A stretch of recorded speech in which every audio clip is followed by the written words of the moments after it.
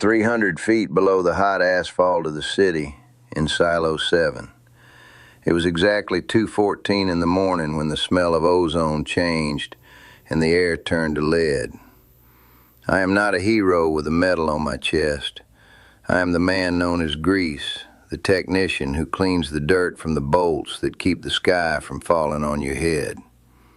While you slept, I was in the iron womb of national defense, listening to the metal groan under the pressure of a betrayal that no one in high command dared to admit. The media and the generals said that the perfection of the algorithm and the Oracle's artificial intelligence saved the country that night. They lied. The truth is that the system you call a shield was actually the hand holding the dagger aimed at the nation's own chest. The screens glowed with a lying green, reporting peace, while the directional microchips had already been physically inverted to turn hospitals and schools into interception targets. The only thing that prevented total extermination was not a billion-dollar processor. It was a 20-year-old analog multimeter and a pair of pliers in the hands of a man the system tried to discard as trash. What I am about to reveal to you now is the account of someone who saw the blind genius of technology betray us, and who had to die to understand who really holds the thread of our existence. Listen to every word with the utmost attention, because this truth almost cost me my life and took me to the threshold of a place from which no one should return. If you feel that the technological perfection surrounding us hides a deep darkness, listen closely. You need to know what really happens in the shadows of Silo 7 before the next trigger signal is given and no one is left to cut the wire. Sit here, my son, closer to the fire. The heat of the embers is the only thing that still feels real to these old bones. You know, we spend our entire lives thinking we are the captains of our own souls, that the metal we mold and the machines we build are our fortress.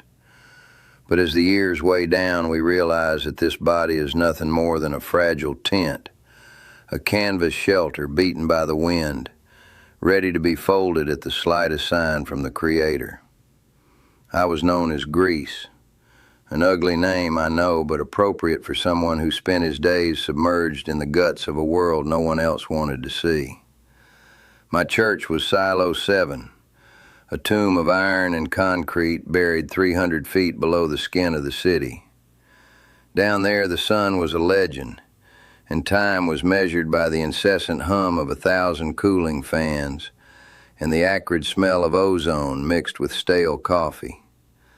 The people up there, they slept peacefully under the dome. They believed electronic gods watched the sky. Little did they know that the safety of the world depended on rusted bolts and a tired old man with a flashlight in his hand. I made my rounds, listening to the metal groan under the pressure of the earth, feeling the vibration of machines that, though they seemed immortal, were as subject to corruption as the heart of a man. I carried with me my only faithful companion, an analog multimeter. The casing was cracked, the display was scratched by time, but it had something the glowing screens of the central system would never have. It didn't know how to lie. In that world of zeros and ones, where everything was virtual, that trembling needle was my anchor in reality. If electricity flowed, it moved. No tricks, no algorithms. On that fateful night, the main terminal panel, what we called the Oracle, was a sea of green icons, a sterile perfection. The artificial intelligence whispered through the speakers that the system integrity was 100%, total peace. But as I walked the perimeter, I felt a chill that didn't come from the cold of the silo. It was a weight on the spirit, a sour note in that technological symphony. I approached Launcher 7. The system said it was cool and optimized, but the air around the firing cell flickered with a sickly heat. The smell of scorched resin began to rise, soaking into the back of my throat. I grabbed my multimeter. My fingers, thick and scarred by decades of soldering, trembled as I touched the probes to the copper terminals. And then, the needle. It gave a violent jump, hitting the limit of the red scale. Reversed polarity. Treason. The system was lying to me. The oracle was displaying paradise on the screens, but hiding hell in the wires. Someone had tampered with it. Someone had turned our shield into a dagger pointed at our own chest. At that exact moment, a sharp pain, like a red-hot nail, pierced my chest. The tent began to tear. The air seemed to have turned to lead in my lungs. I tried to scream, but the only sound that came out was a muffled sigh. The hum of the fans began to drift away, becoming a vague echo, like the sound of the sea inside a shell. The red emergency lights began to rotate, but I no longer saw them clearly. The world was losing its colors, becoming a cold gray mist. The oracle continued to glow, but its light now seemed like the glint of an evil eye, watching my fall. I fell to my knees. The cold metal of the floor was the last touch I felt. My heart, that old and tired engine, gave one last jolt, and then silence. I felt a strange relief, as if the burden of gravity had been removed. The darkness of the silo was replaced by a clarity that came from no lamp. I was sliding out of the iron casing, leaving behind the smell of oil and the weight of the world. I was crossing the threshold, my son, and what I saw on the other side, no man with a flashlight could ever imagine. Listen. Have you ever felt the weight of a burden being lifted from your back? I'm not talking about a burden of stones or heavy tools, but the burden of simply existing. That weight we carry without realizing it. The weight of gravity, of exhaustion, of worrying about tomorrow. The instant my eyes closed to that cold, dark silo, that weight, it simply evaporated. It was as if I were taking off an iron coat I had worn for 80 years. The pain, that terrible pain in my chest, that red-hot nail that the heart attack had driven into my heart, it was gone. In its place came a freshness. You know when you spend hours in a dry desert and suddenly dive into calm waters? It was like that. I no longer felt the floor under my boots. I no longer smelled the acrid scent of oil and ozone that had been my air for decades. I was rising, my son. But it wasn't like climbing the steel stairs of the silo. It was a gentle movement, as if I were a feather carried by a wind that doesn't blow, but envelops. The darkness of Silo 7 was left behind, becoming just a small dot, a memory of a world of shadows. And before me, a clarity began to emerge. It wasn't an LED lamplight, the kind we use to illuminate work. It wasn't the cold line glow of the oracle screens. It was a light that seemed to have substance. It was golden, but had tones of a white so pure it was almost musical. Yes, the light seemed to sing. And the sound? Ah, the sound. I spent my life listening to the noise of gears, the grinding of machines, and the hum of processors. But there, the silence was absolute, and at the same time, it was full of voices. They weren't words I could understand with my head, but my spirit understood them perfectly. It was like the sound of many waters, a roar of a majestic waterfall that, instead of frightening, brought a peace that overflowed through every pore of what I was now. I looked at my hands. They were no longer dirty with grease. There were no more scars from solder burns, no age spots. I was me, but a me I had never known. A me that had no fear, no doubts. I was crossing the veil, leaving behind the illusion of circuits, and entering the reality of that which is eternal. The light grew stronger, but it didn't hurt. It invited me. It was like the hug of a mother you haven't seen in a long time. I felt I was entering a place where time was not an executioner, but a servant. Every inch of that space was permeated with a love we try to describe in books, but that the human tongue is too small to reach. I no longer thought about the pliers, the multimeter, or the disaster I left behind in the silo. All of that seemed small, like a broken toy a child forgets when their father calls him for dinner. The truth I sought in wires and cables was there, pulsing in the transparency of that glory. I continued moving forward, floating in that corridor of radiance, feeling that my soul was finally returning home. And it was then, just when I thought my heart, the new heart I had gained, couldn't take any more beauty, it was then that I realized I was not alone there. In the midst of that light that filled everything, I began to see forms. They weren't shadows, they were presences. Someone was standing there, right in the crack between what I was and what I was about to become. I felt a gaze upon me, a gaze that had known me since before I tightened the first screw in that cursed silo. And at that moment, my son, the chill I felt was not of fear. It was of recognition. Someone was waiting for me. And I knew with a certainty that no algorithm will ever have that my true journey was only beginning. He was there, right in the center of that glory that doesn't tire the eyes. You know, my son, we spend our lives trying to imagine the face of God, drawing figures in stained glass or reading descriptions in old books. But nothing, absolutely nothing, prepares you for his gaze. It wasn't a gaze of judgment, like the silo supervisors who watched my every mistake in the hardware.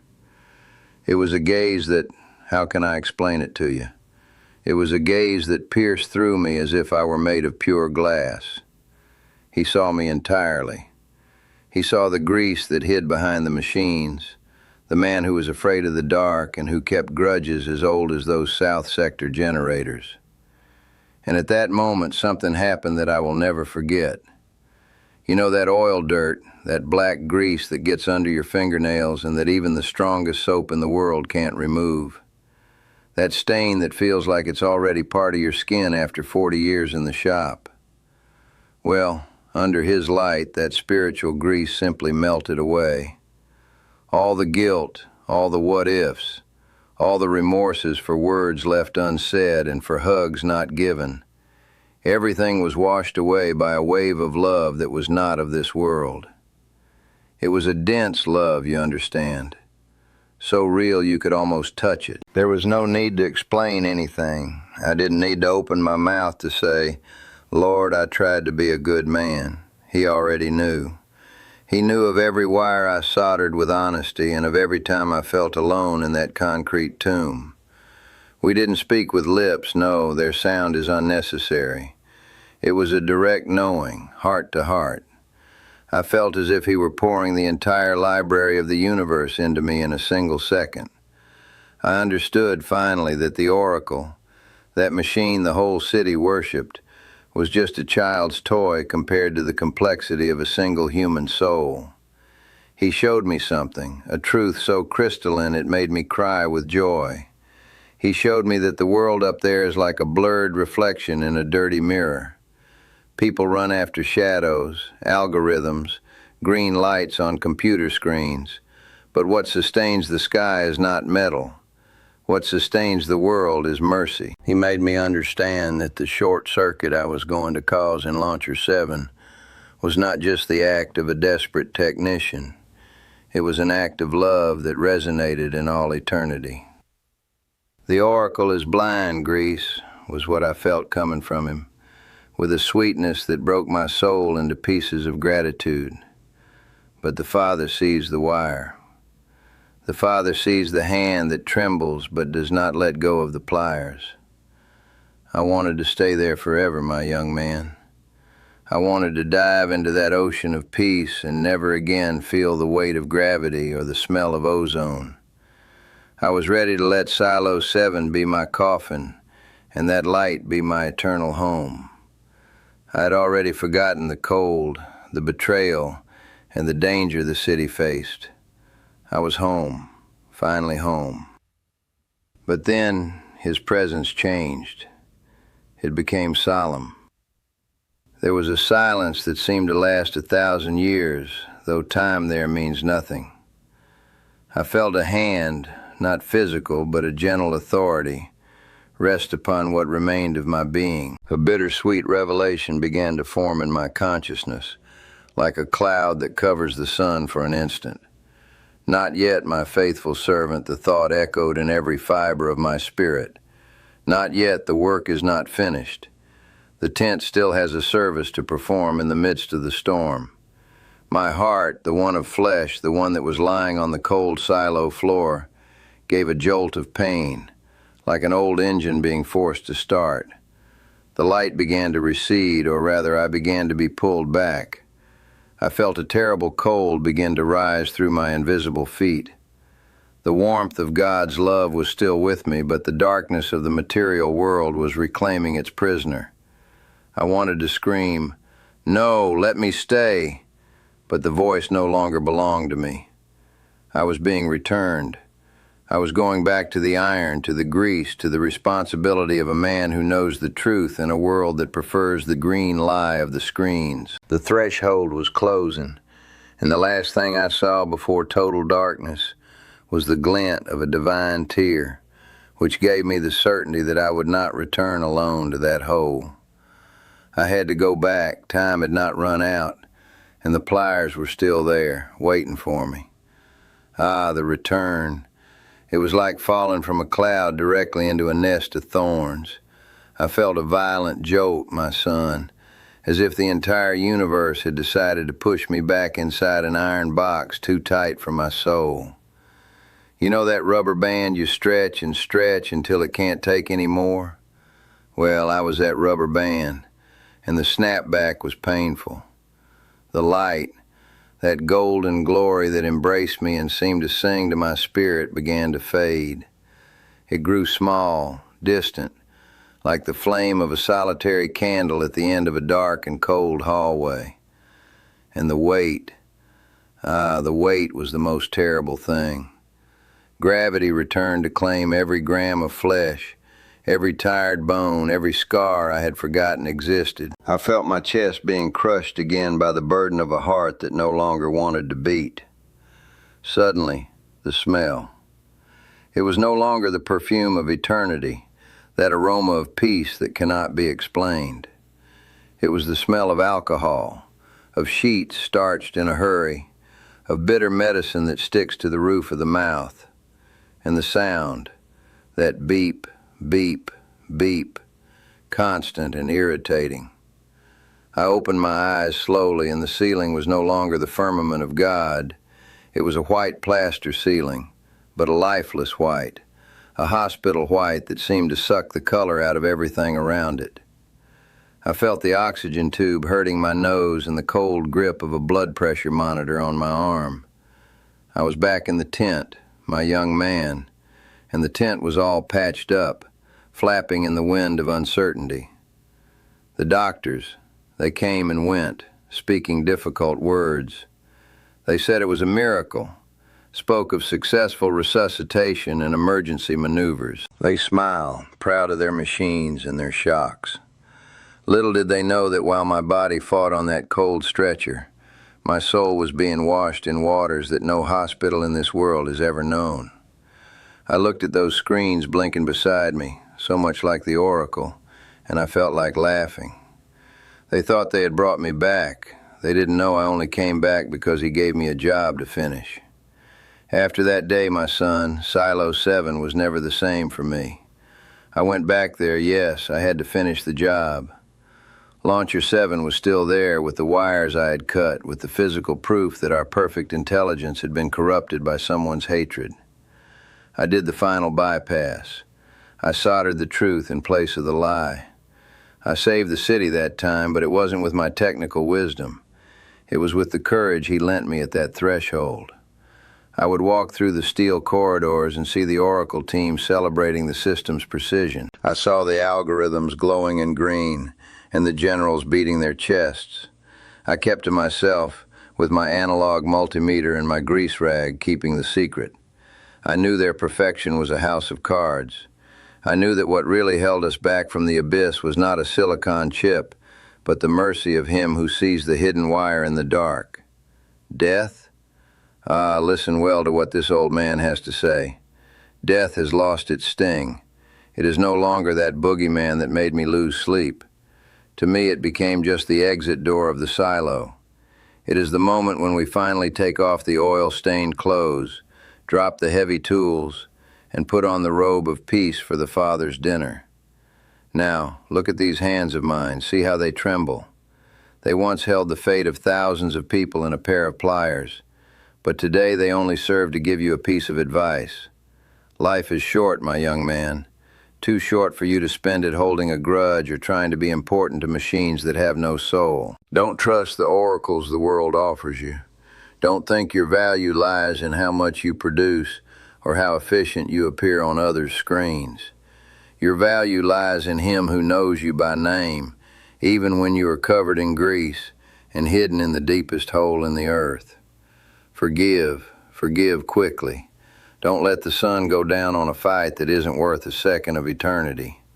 Love people as if you knew that at any moment the trigger signal could be given and the wire could be cut. Because it can, you see. And when that moment comes, you will want your only baggage to be the love you spread, not the metal you accumulated. Heaven is real, my son. I was there. And what is there is what really matters. Live in a way that when the light calls you by name, you are not afraid to let go of the pliers, close the toolbox, and run into his arms. Be at peace. The needle of your heart is pointing to the right place now. I feel it. I know it. Everything will be fine. In the end, everything returns to the light.